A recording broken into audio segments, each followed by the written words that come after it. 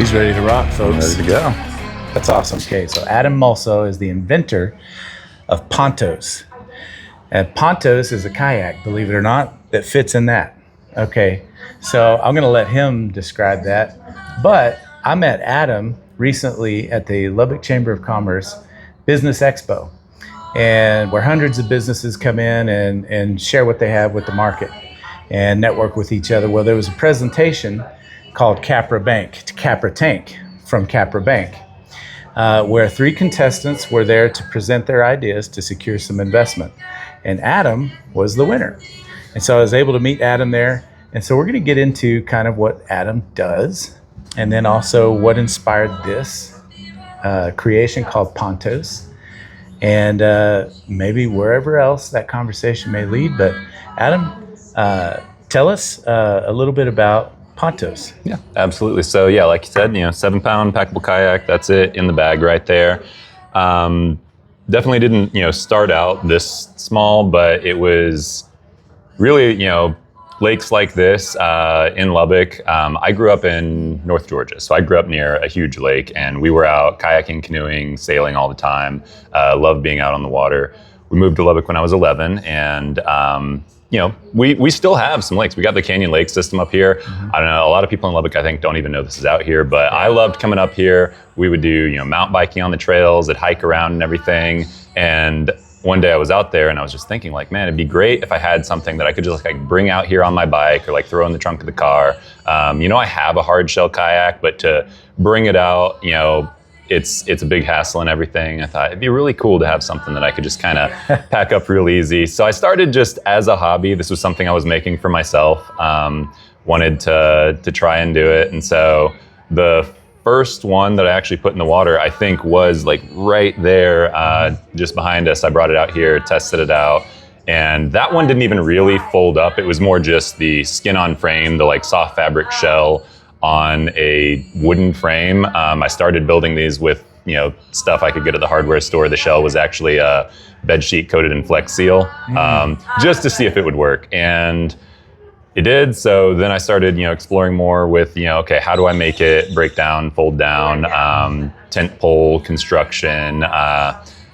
Had a lot of time on my hands in the pandemic and started exploring a little bit more with 3D printing, 3D modeling, and making some of the parts and everything, and got to something that, I really enjoyed taking out, using, and seemed like other people might too. And so then we decided, all right, let's try to turn this into a business and actually produce these and share it with the world. And so that kind of is where we're at now. So we got, down to 7 pounds in this pack size. That's awesome. And yeah. So how heavy is a hard shell kayak on average? One that's comparable to this size when this is set up is probably around 30 to 45 pounds. Big difference there. Yeah, absolutely. And a lot less bulk. Yeah. With this situation.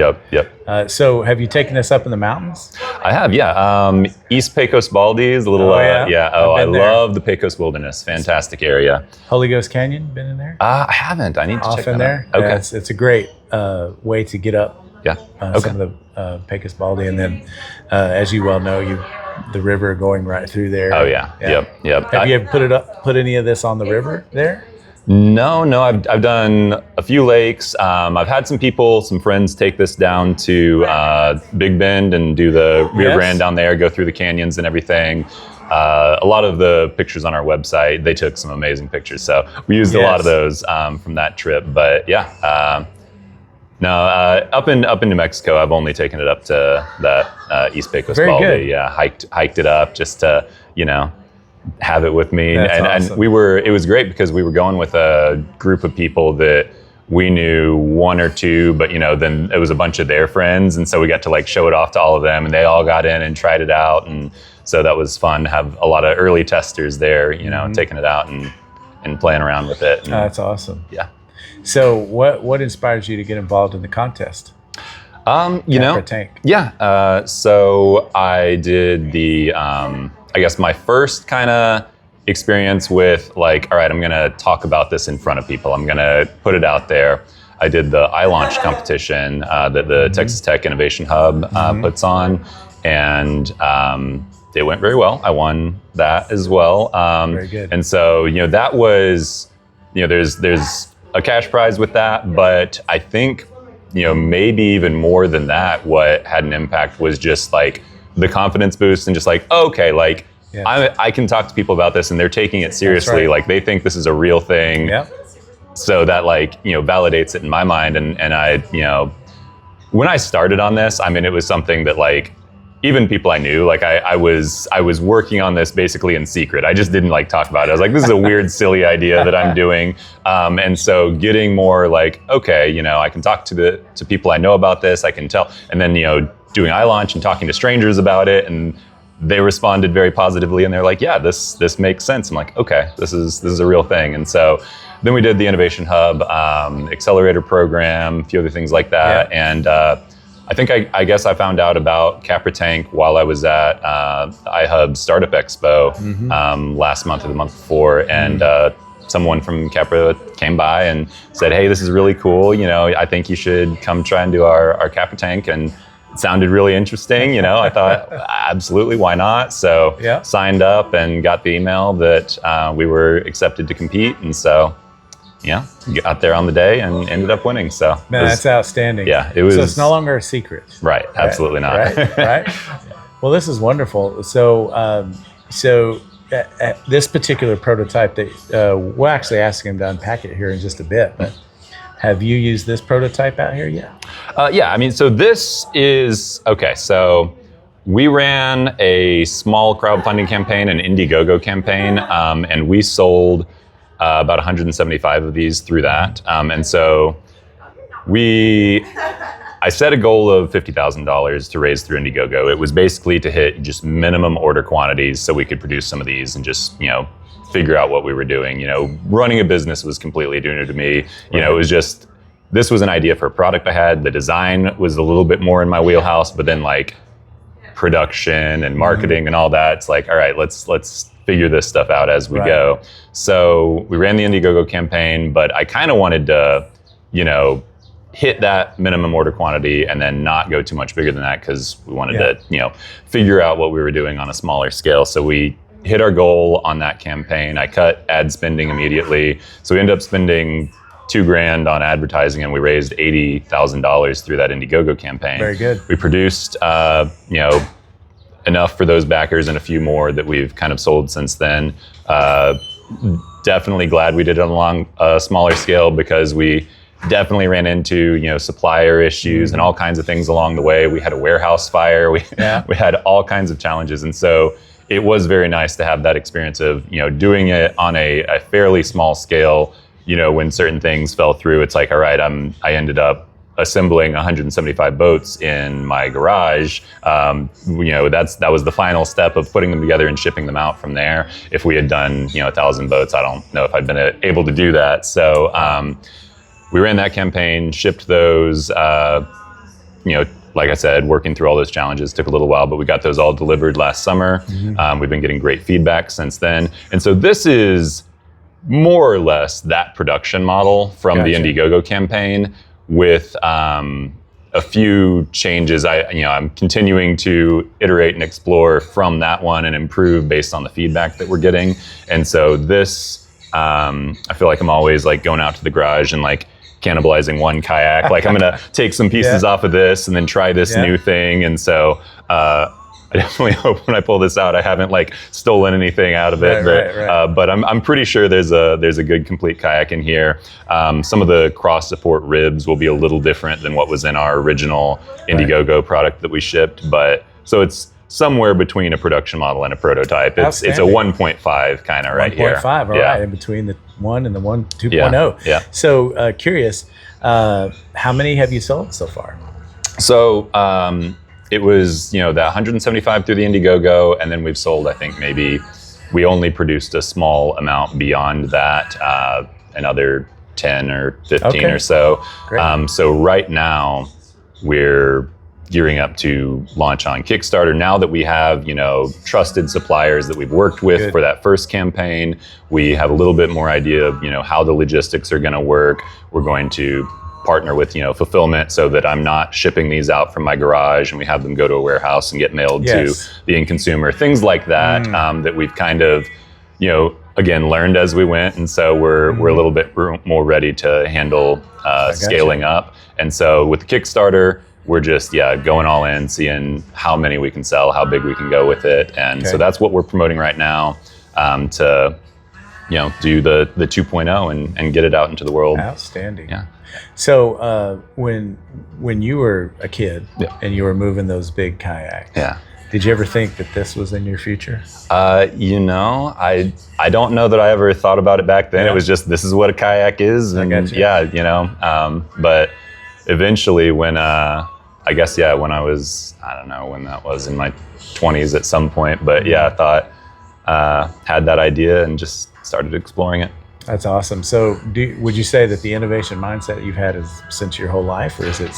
Yeah, I would. And that's, I think, again, something that I've gotten more comfortable talking about as time goes by. I think I would have been very, very embarrassed, when I was younger, to say that I thought of myself as an inventor, something like that.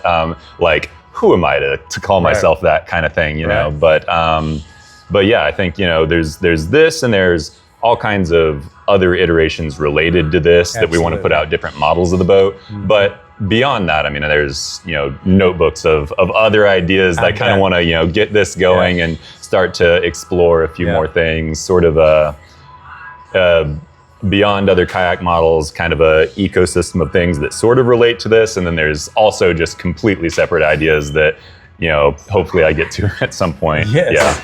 That's great. Have you secured a patent on your design here? On that first model, we did file a provisional patent. We protected that. I have some specific changes. I think with that first model, skin on frame is actually a ancient style of boat building, leather and wooden frames. And so we were innovating in that we were, using new materials. We were making something lighter. We were making something a lot more cost-effective than some of what's been out there. There's a brand, I don't know, can I say other brand names? Sure, if you want to. There's a 100-year-old German company called Klepper that makes skin-on-frame kayaks that do break down, but I mean, they're still about the same weight as a normal kayak. They're about 45 pounds. They're much larger, and they're thousands of dollars. And so there wasn't anybody doing this, going for, the casual kayaker. And I feel like right now, outdoor recreation in general is growing. A lot of new people are getting interested in it, but specifically kayaking, I think there's a lot of new people who aren't hardcore, outdoor enthusiasts who are going to drop a few grand on something, but they're curious about, getting out into the outdoors, which I love. I think the more people that are out there connected with the world around them, the more people are going to care and want to protect the waters that they live around, and all of that. And so that's kind of where I saw. Sorry, I know this is a tangent from talking about patent, but we were going after a different market. We were using different materials, but design-wise, I didn't know what exact feature I really wanted to protect there. So with 2.0, there are some things that we've kind of designed that, okay, this is really unique. No skin-on-frame kayak has solved this problem in this way, that we will absolutely pursue full utility patents on, beyond just, provisional and patent pending and all that. Yeah. Good for you. Thank you. Has Amazon sniffed you guys out yet? Not yet, Maybe that'll happen eventually. But I think for me, the roadmap, it's, get the Kickstarter, go large enough on it that we can order enough inventory that we've got a stock to do direct to consumer sales through our website. And then from there, we reorder, we kind of try to scale the sales through direct to consumer. And when we're at a level of, just production quantities where we could supply an outdoor retailer, we'll probably go talk to some smaller ones, try to get into some, but, eventually, when we can, actually keep up with that supply that is kind of required for those things, have conversations with Academy, REI, that kind of thing, and try to get into some outdoor retailers for sure. But yeah, for now, Kickstarter and then direct to consumer through our website will be kind of the early steps. speaking of outdoor retailers, there's Mountain Hideaway was around here for a long time. Yes, I always got outdoor gear there. Love Mountain Hideaway. Yeah. So we had talked a number of times. He had seen the boat and everything, and I was very excited about that being, the first place we put it on a shelf and had it in a store. They unfortunately, closed down recently. So I won't get to do that, which I'm a little sad about, but I think there's some other local outdoor retailers here that I haven't had conversations with yet. I love the Austin area. I've got family down there. And so I think, once we're going pretty good on what sales on our website, go down to Austin, do a lot of events at the parks in the city there, because beyond the people who are going to go like backpack with this, just people who live in a city where they don't have a lot of space, they're living in an apartment, they're, commuting, however, they don't have the roof racks, pickups. That's who, this makes kayaking a possibility for, that, they just weren't, or maybe they were renting a kayak or something. But so go down to Austin, try to get in some smaller local outdoor retailers there, do some events at the parks and just show these to as many people as we can, and sort of build up a cultural awareness of Pontos in Austin. Then maybe, who knows from there, go to the DC area or the Portland area or somewhere else that already has kind of that paddle sports culture. People are already interested in this kind of thing, and they're living in an urban setting where this would be really practical, and just kind of try to saturate a few places like that, and then probably go after the big outdoor retailers from there. Yeah, that's exciting. Man, I get to meet you on the come up. So this is really great. And so what is the roughest water that you put this model in, or any of your prototypes? Yeah, so for myself, I've been here in our Playa Lakes, and I try to take it out on like pretty windy days when we've got some chop and everything. But the size of the water you're in, the depth and how much water there is will limit the size of the waves. So we don't get any really big waves on our lakes out here. But crosswinds, headwinds, chop, handles those really well. But then of the 175 that we've shipped, I have had other people try them out. Big Bend, the Rio Grande area, different places like that. And we've gotten really positive feedback from everybody. I will say, and I do tell people, when we're marketing this, when we're talking about it, anything, this is a casual, beginner-friendly flat water kayak. This is for lakes and calmer rivers and bays and things like that. I think if you want to do whitewater, you want to do little waterfall drops in whitewater, there's already a great product out there for that called the Pack Raft. It's an inflatable. It does a fantastic job if the water is moving fast enough to propel you along. But it's inflatable. It's very flat on the bottom, so it doesn't track. When you're in a lake, you're just wiggling yourself back and forth when you paddle. The tracking on this is where it really stands out. So it's designed for flat water, but that's also really, where the advantage of having that, kayak shape with the really good tracking comes in. Now, as far as, maybe getting out into a little bit more open ocean water, where it's not a flowing river, it's not rapids, this model really isn't designed for that, just because of the shape, the style of kayak that we went for on this first one. But this, concept could absolutely be applied to that style of kayak, a little bit more of like a touring kayak, a sea kayak, a little bit longer hull and all of that. And so that's absolutely, we will probably never try to touch the whitewater river market. There's a great product already filling that need. Gotcha. They're just, pack rafts are just as light and portable. They move well when the water's moving. But for sea touring, handling a little bit larger waves, something with a little bit more of a spray skirt and all of that, absolutely something we want to explore in the future. This launch model is just kind of, hit that broader appeal of, the bulk of people in kayaking are casual flat water kayakers. You want to get out in a place like this and, do some bird watching, or you throw this in your RV and, wherever you're stopping, Lake Mead or Tahoe, get out a little bit. But absolutely, we will diversify, the models that we offer and explore some of those rougher water capable kind of designs. So you see, my brain goes, because I love to fish. My brain goes to fishing applications. for this type of a thing. Do you see that as We get some of this lighter water that's real simple and Yeah. maybe a good way to sneak up on the fish, so to speak, without? Yeah, we get a lot of response from those. So, when I was designing this, the market in my mind was backpackers. It was, because for me, it was like, I want to throw this in a backpack and either take it on a bike. There's a whole sport called bike packing. Take it on a bike or take it on a backpack and go hike up and get to waters that I can't get to otherwise. There's definitely response from those people. Those people I think are interested in it, but the bigger response that we've gotten seems to be just people who are more like living in a city or living in a situation where just owning a kayak doesn't make a whole lot of sense, and it's just the convenience aspect of this, that they can stack it, stow it in a car, keep it in their closet or whatever. And so those people, it's people who are maybe, already running for fitness. They've got running shoes they invest in, or, cycling, maybe doing a little hiking, but they're not necessarily those hardcore hikers, fishermen, those different groups. And so,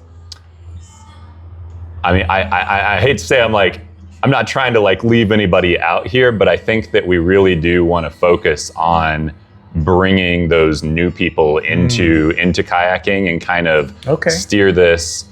I want to say there's almost, going too hard after the fishing market and all that. I think you can almost get pigeonholed as a brand that's for, kind of those groups. Like, I think of Magellan versus Cotopaxi or something. And so I think, at least with, right now where we're trying to kind of hit this broader market, I think we really are going for more of the outdoor curious urbanite is kind of our main target. But of course, there's other targets in mind. Absolutely. Yeah. And so, what do you see as an industry whole, like the kayaking movement, so to speak? There is a lot of people that are more outdoors now, post-pandemic, than absolutely. ever before. Yep. And so, where do you see this whole kind of movement going from your perspective? Yeah, I mean, outdoors, absolutely, you're right. Pandemic, I think a lot of people explored those hobbies and found out they loved it. And so outdoor recreation in general is exploding, whether it's, mountain biking, hiking, trail running, kayaking, anything like that. And I think that's, wonderful on so many levels. I think that having that connection with the outdoors, just mental health wise, physical health wise, is good for the individual. And I think a lot of people are discovering that right now. Looking at it from the perspective of, there are groups of people who I think never really thought those kinds of activities were for them in the past, who, you're seeing a lot more people realize that the outdoors are for everyone, and anybody can get out there. And I think that's fantastic. And so, there's a lot of excitement around it. There's a lot of growth around it. Kayaking specifically, I think, you're getting a lot of people who are realizing that, that is something that can kind of fit into their fitness routine, or just their, going out and camping with the family or whatever, getting out on the water for whatever reason. Again, birding, fishing, just exercise can be part of that. And so, I think that's kind of the broader outdoor, ecosystem for us. I think it really is, our role is, people who are older and can't lift the weight of a standard kayak anymore, and making this something that they can continue to do, maybe they did in the past. People who, for whatever reason, there's lots of different aspects that the standard kayak keeps people who would otherwise be really interested in kayaking out of. And so it's, for us, I never want to ignore the people who are already into kayaking, but I think that's really the core of the mission for me is, building new connections to the outdoors for people, and kind of expanding that into directions that it might not have otherwise gone. And people who do, live in cities or live in situations where, just having that standard kayak doesn't make sense. True. Yeah. Because in a small apartment, it's not like you're going to store a traditional kayak in absolutely. there. But that totally fits like right inside the closet. It's amazing. Yeah. Why don't we open it up and see what it looks like? So we're going to see how this looks when we open it up. Let's see. Could I like spin you around and do it over here? Let's do it. Okay. Just do it on the ground right here.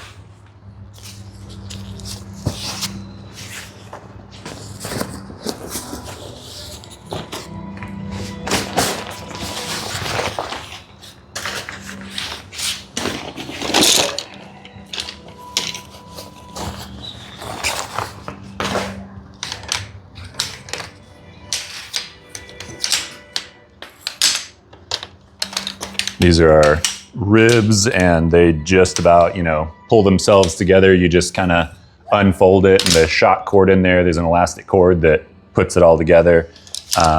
These are longer poles. If you just kind of drop it, well, I've got a ceiling above me right now, so I'll go at an angle, but they kind of straighten themselves out if you can hold it straight up. So you really just lift that thing up, and they pretty much snap themselves together as well. That's our keel pole that goes right down the middle.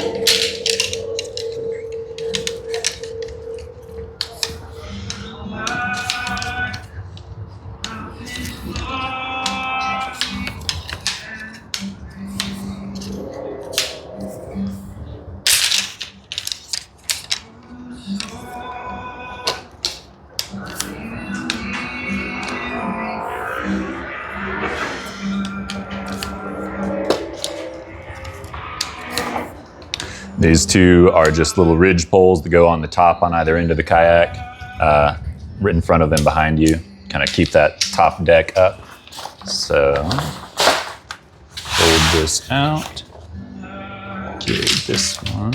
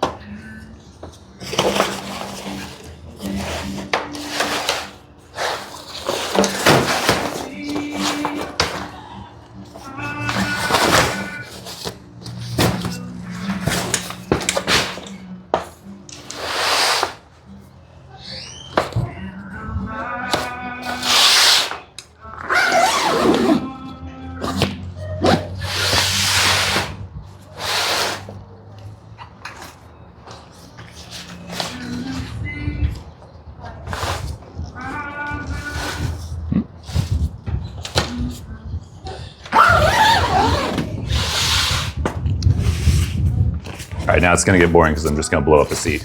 Oh, that's awesome. So the seat is an inflatable seat. Okay. It's inflatable and it connects to the frame. So if for whatever reason you do flip this, take on water, it's still going to float. Okay.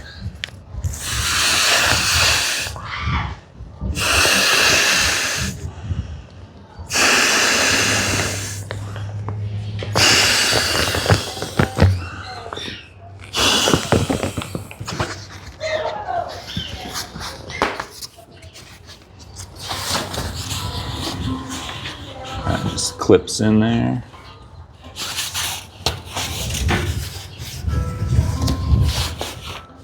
And that is it. Nice. Ladies and gentlemen, we have a kayak. There we go. Pontos. So this is water ready right now. Yeah, absolutely. I'll have to get you to tell me how long that took me later. Yeah, absolutely. Well, I do have a paddle in the car. Do you? Yeah. I dare you to get it. Let's do it. Let's All right. do it.